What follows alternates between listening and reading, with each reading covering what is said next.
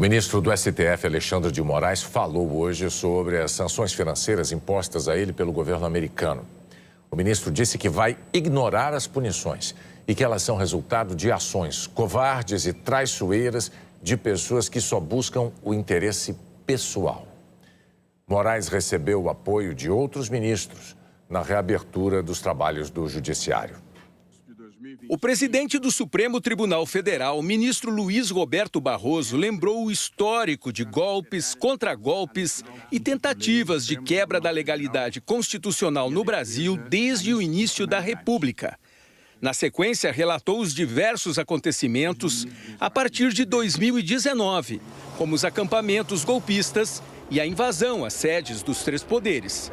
Ressaltou o respeito ao devido processo legal das ações penais sobre a trama golpista em andamento no Supremo e elogiou a conduta do ministro Alexandre de Moraes. Há nos autos confissões, áudios, vídeos, textos e outras provas que visam documentar os fatos. Todos os réus serão julgados com base nas provas produzidas, sem qualquer tipo de interferência, venha de onde vier. Faz-se aqui o reconhecimento ao relator das diversas ações penais, ministro Alexandre de Moraes, com inexcedível empenho, bravura e custos pessoais elevados, conduziu ele as apurações e os processos relacionados aos fatos acima descritos. Nem todos compreendem os riscos que o país correu e a importância de uma atuação firme e rigorosa, mas sempre dentro do devido processo legal. Barroso falou ainda sobre a importância da atuação do STF para a manutenção da democracia. Em meio a muita incompreensão, contribuímos decisivamente para preservar a democracia. Quem ganha as eleições, leva. Quem perde, pode tentar ganhar nas eleições seguintes. O ministro Gilmar Mendes foi o segundo a falar. Disse que a gravidade do momento exige firmeza na defesa das instituições e da soberania nacional. O decano do Supremo disse ainda que tem acompanhado com perplexidade os ataques a integrantes da corte, feitos por radicais inconformados com a derrota nas eleições. Os fatos recentes se revelam ainda mais graves, porque decorreram de uma ação orquestrada de sabotagem contra o povo brasileiro, por parte de pessoas avessas à democracia, armadas com os mesmos radicalismos, desinformação e servilismo que vem caracterizando sua conduta já há alguns anos. Sem citar o nome do deputado Eduardo Bolsonaro do PL, que atualmente mora nos Estados Unidos, Gilmar Mendes afirmou que o movimento do governo americano contra o Supremo é liderado por foragidos que agem de forma covarde. Gilmar Mendes afirmou que as medidas tomadas contra integrantes da corte são também em decorrência da pressão de gigantes de tecnologia. Recentemente, o Supremo decidiu que as plataformas são responsáveis pelo conteúdo publicado.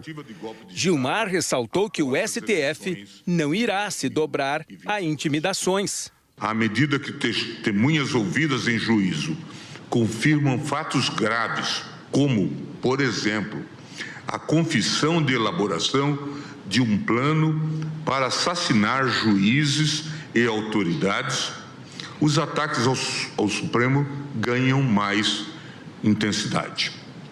Tudo fruto de desespero daqueles que se veem às voltas com acusações graves e que, ao serem confrontados com elementos de prova comprometedores e incontestáveis, apelam a cantilenas de perseguição política e de afronta ao devido processo legal.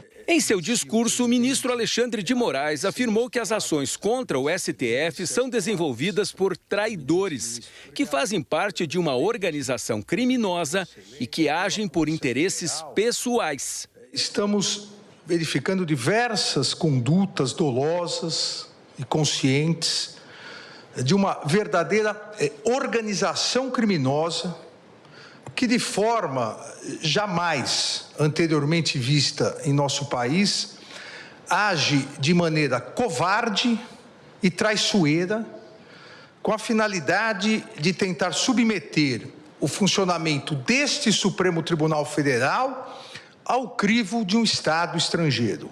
Covarde, porque esses brasileiros pseudo-patriotas encontram-se foragidos e escondidos fora do território nacional.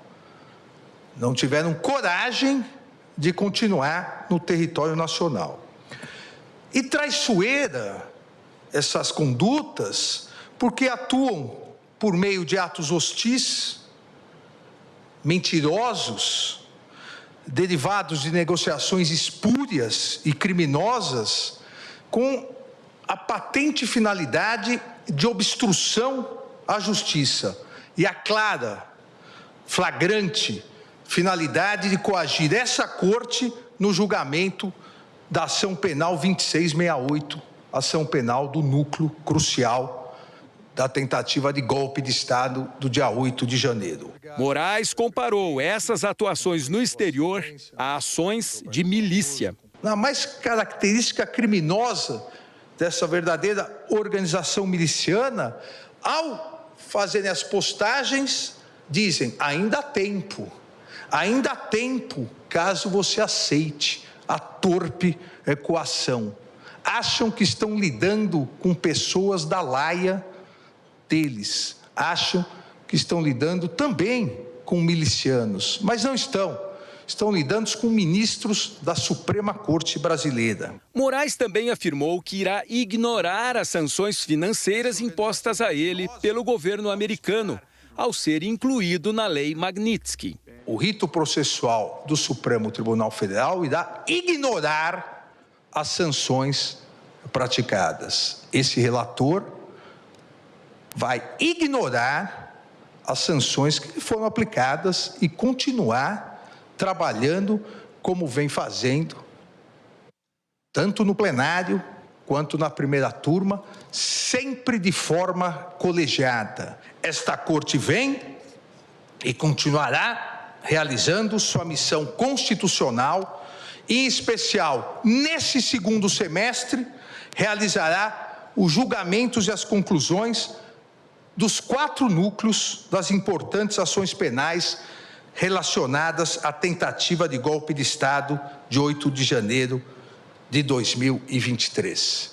O Procurador-Geral da República, Paulo Gonet, também prestou solidariedade a Alexandre de Moraes. Aproveito o momento para, diante de assombrosas e inconcebíveis investidas contra o ministro Alexandre de Moraes, pelo desempenho legítimo das suas funções jurisdicionais, invariavelmente submetido às regras de controle do colegiado, assegurar-lhe a solidariedade, a mesma que estendo ao Supremo Tribunal e ao Judiciário brasileiro. O advogado-geral da União, Jorge Messias, criticou as tentativas de ameaça e de interferência em assuntos nacionais.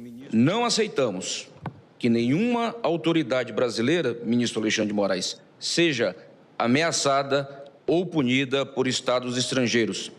Da mesma forma, não podemos admitir que nossas leis e nossa Constituição sejam suspensas para que a legislação estrangeira estabeleça o que as empresas em solo nacional devem ou não fazer.